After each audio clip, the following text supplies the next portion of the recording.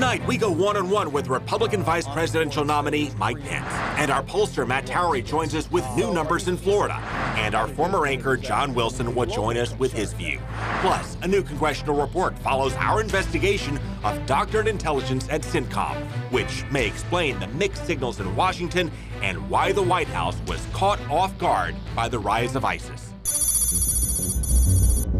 Do you think the media sometimes overstates the sort of level of alarm people should have about terrorism? Absolutely.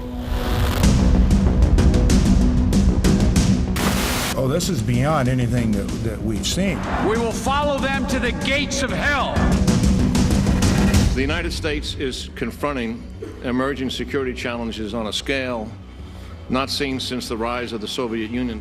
From the start, our goal has been first to contain, and we have contained. I don't think the approach is sufficient to the job. We have all along underestimated ISIS. This is not a time to just kind of sit back and hope that somehow this enemy will go away.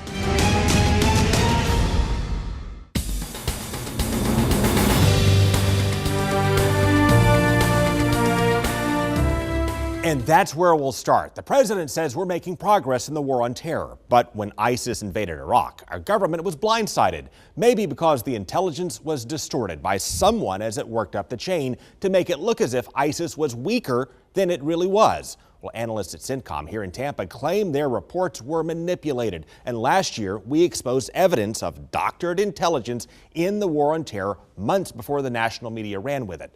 The Inspector General is still investigating that. But today, a congressional task force concluded that higher-ups did indeed distort the analysts' findings. And if that's the case, it can put some of the mixed signals coming out of Washington in some context. Again, let's go back to the maddening contradictions a couple of years ago in Syria as ISIS took off. Our objective is clear. I don't want to put the cart before the horse. The strategy that we've laid out, we don't have a strategy yet. In Syria, the strategy had been to take out not ISIS, but a ruthless dictator, Bashar al-Assad, who gassed his own people. That's a red line for us. I didn't set a red line. To recap, Obama set a red line that he said he didn't set, then sought permission from Congress that he said he didn't need because he said we have to act right now or sometime later. If we don't confront this now, Our capacity to execute this mission is not time sensitive. To diminish but not topple a mass murdering dictator who posed a pressing though non-pressing threat. It also presents a serious danger to our national security. The notion that Mr. Assad could significantly threaten the United States is just not the case. With a tiny little attack from a military that does not deliver pinpricks. Limited in duration and scope. unbelievably small. This will be more than just what some people have talked about. A militarily significant strike. And then he waited and launched the attack in reverse, switching the target from the mass murdering dictator trying to wipe out the terrorists to the mass murdering terrorist trying to wipe out the dictator after getting caught off guard by the terrorist invasion of Iraq. No, nobody expected that. That's absolutely correct. And that brings us to the possibility that distorted intelligence may have led to the confusion and wavering and being generally caught off guard, at least at first. Again, we've investigated this long before the Congressional Task Force released its findings today, and White House Chief of Staff Dennis McDonough responded to our reports. When did you first learn that intelligence analysts at CENTCOM claimed that their reports were being whitewashed and doctored, and how did you respond? What I know is what the president has told me, Craig, which is what he demands in intelligence is the truth. That's what he expects from the intelligence agencies, and that's what we'll continue to demand from our intelligence agencies. The overwhelming majority of that work from these experts and from these selfless patriots in the intelligence community is exactly that, telling hard truths to power, telling hard truths to the president. That's the way he wants it. If this instance is one where it was not the case, then we'll get to the bottom of that, and I think that's the process we're under. Okay, now please welcome GOP Vice Presidential nominee Mike Pence. Governor Pence, thank you for joining us. Thank you, Craig. Great to be on. So we just mapped out the issues and problems that have fueled the rise of ISIS under this administration. But does Donald Trump calling Hillary Clinton, quote, the co-founder of ISIS strike you as in any way incendiary or inflammatory or any way over the top? There is no question the failed leadership of Barack Obama and Hillary Clinton in the wider Middle East created the conditions in which ISIS was created. Look, this administration is responsible for that failed policy, and it was precisely the leadership of Barack Obama and Hillary Clinton that created the conditions in which ISIS was formed. And by extension, you're okay with using the term co-founder of ISIS when talking about Hillary Clinton? Yeah, Craig, there is no question. And, you know, in the home of CENTCOM here at Tampa, there's no question that the decisions that were made by this administration to precipitously withdraw American forces without an agreement to have American troops in and around the region to protect those gains that we had won in Iraq at great sacrifice in this country, that created the vacuum of leadership in which ISIS was spawned. In terms of choice of words, though, you've said name-calling has no place in public life. So have you told Donald Trump at least to stop people calling names like Crazy Bernie and Goofy Warren and calling Hillary Clinton the devil? Look, Donald Trump and I have different styles, but we have exactly the same goals and exactly the same convictions. The American people aren't really focused, Craig, on semantics. They're focused on the kind of ideas and policies and leadership that are going to turn this country around. And I think the reason why you see the enormous crowds all across Florida when Donald Trump is in town, and even as I travel the country on my own, the crowds of 500 and 1,000 people that are coming out to hear that message, it's evidence that Donald Trump is speaking straight into the heart, the aspirations and the frustrations of the American people, and we're going to continue to do that all the way through Election Day. And if you have exactly the same goals and exactly the same convictions as Donald Trump, why did you back Ted Cruz then in the primary? And in hindsight, would you still have gone with Cruz before the Indiana primary, or do you wish in hindsight you would have endorsed Donald Trump instead? You know, we all made our choices in our primaries, and I made my choice in the Indiana primary, but Donald Trump won my state and won the Republican nomination fair and square. And I couldn't be more honored to stand with this good man. And I believe he's going to be a great president of the United States. 14 million Americans in our primaries voted for our nominee. And you're seeing not just Republicans around the country, but also many independents and many Democrats that are drawn to his common sense vision to make America great again. And I'm honored to stand with him. So in hindsight, would you have gone Cruz or Trump before Indiana voted? Well, I made my decision back in the Indiana primary, and you know, I stand by the decisions that I made, but I'm proud to be standing with Donald Trump. I mean, to travel with this man, as I've had the privilege in Florida and across this country, is to see the kind of leader that I truly do believe the collective wisdom of the people of our party was right. I mean, Donald Trump provides the kind of broad-shouldered leadership that's going to have America standing tall in the world again, going to rebuild our military, and with a son in the Marine Corps, that cuts pretty close to home for me, and rebuild our economy with those time-honored traditions of less taxes, less red tape, more American energy, and common sense toughness in our trade deals that'll make sure that international trade is working for American workers. That's the kind of leadership that people are responding to in Donald Trump. And as I said, I couldn't be more proud to be campaigning all across the country with him and for him. And I like our chances on Election Day. Governor Pence, thank you very much for your time. You bet. Coming up, in light of the report on intel at CENTCOM, we'll drill into the war on terror with our former anchor, John Wilson. And we have some big changes to talk about in Florida politics, in the presidential race and the Senate races. Our pollster, Matt Towery, rolls out the new numbers in our Fox 13 poll.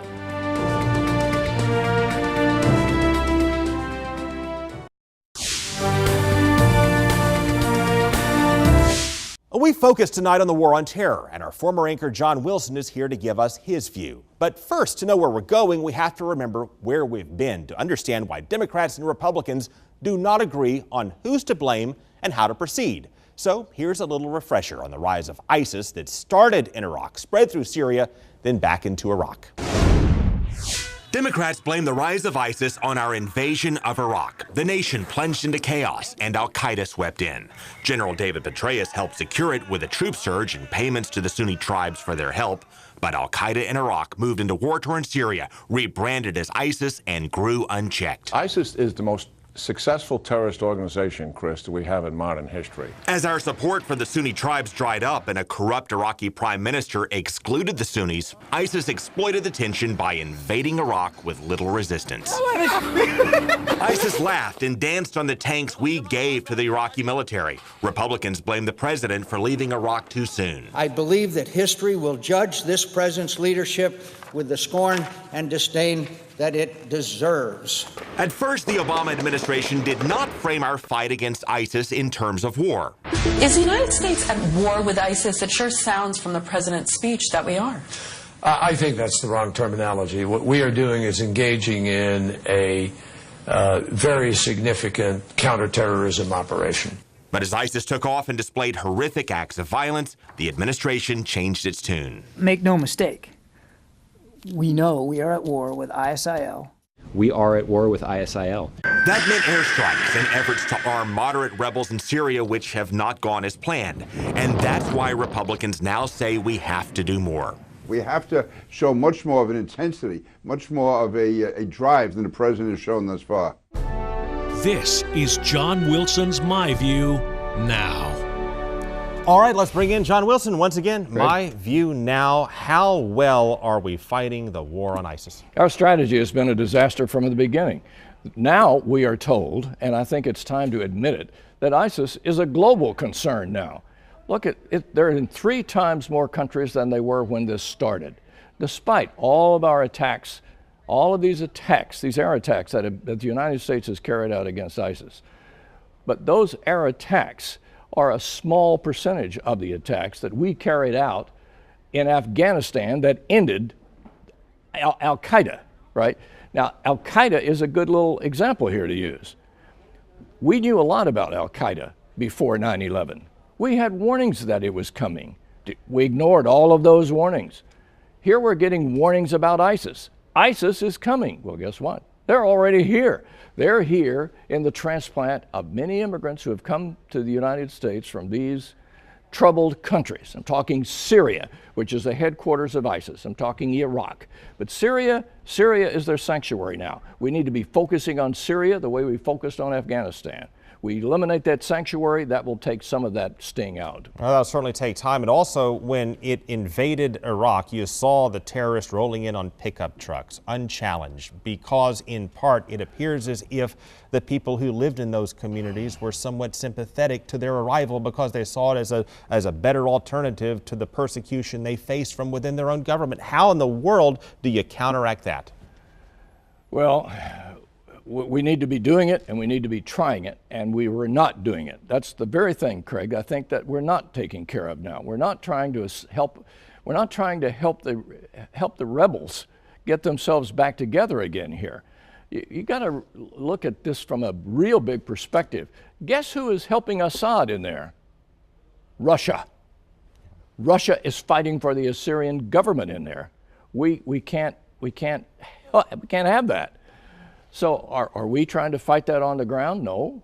As far as I know, we're not doing anything to try to help the main people, the main body of the population of Syria defend themselves against Assad. Assad has to go. Russia doesn't want him to go.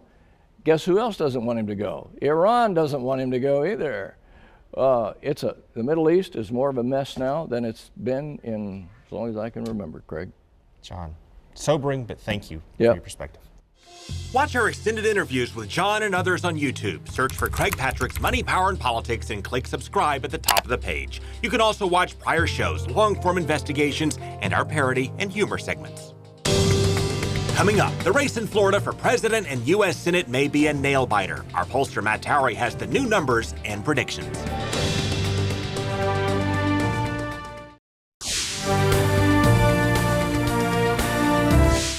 All right, please welcome our pollster Matt Towery. Thank you for joining us today. We have some numbers hot off the press. It shows that Florida's a nail-biter.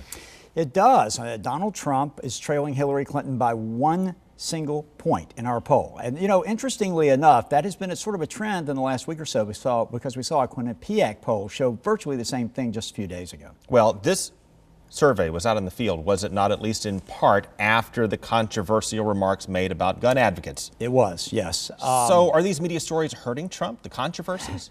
No, and they're not hurting Clinton either, because, of course, it was also out after the revelations about the newest emails related to Secretary Clinton and the foundation and the State Department. Neither one of those stories, or any of those stories, seem to be hurting either of these candidates right now. They're going neck and neck, and I think the public is sort of tuning out the national media. What about Jeb Bush and what he said about Trump and the, let's call it, lackluster support that Marco Rubio has shown? Is that hurting Trump? It is. In fact, the race is close. The reason it is, Craig, is because Republicans are not supporting Donald Trump at the same level as Democrats in the state of Florida. Democrats are at about 85%, Republicans are at about 75%, 10% difference. That's a difference in at least 1 or 2 percentage points overall. And then you check out the results in the U.S. Senate race in a theoretical matchup between Rubio and Murphy. Not that it necessarily will be Murphy. Grayson's got a shot at this thing. But look how those numbers have tightened. What does that tell you?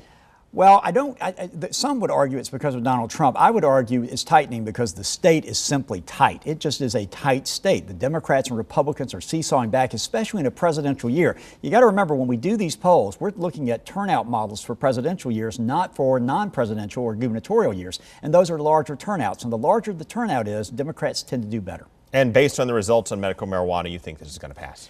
Yeah, I mean, it's hard to imagine that we had such trouble a few years ago. Now it's right back to where it looks like there's no way to stop it. At this moment, it looks like a winner. Matt Towery, thank you as always for your insight and the number crunching. Sure. Coming up, Libertarian Gary Johnson is getting some help with a new ad blitz, plus the line of the night and predictions for this weekend.